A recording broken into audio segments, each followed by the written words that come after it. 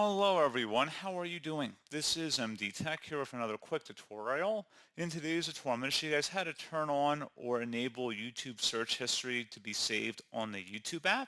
So this will apply for iPhone and Android devices, but it's a very similar process for PC as well. And without further ado, let's go ahead and jump right into it. So all you have to do is open up the YouTube app and select the U icon in the bottom right corner. Go ahead and select that. And then you want to select the gear icon at the top right. Go ahead and select that as well.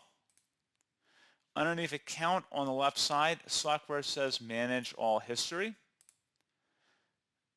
And then scroll down a little bit where it says Not Saving Your YouTube History. Go ahead and select that. And then scroll down. You want to go ahead and select Turn On for YouTube History, and then include the YouTube videos you watch, as well as include your searches on YouTube should both be checkmarked. So again, checkmark both of these entries and select Turn On, and that will turn on your YouTube history.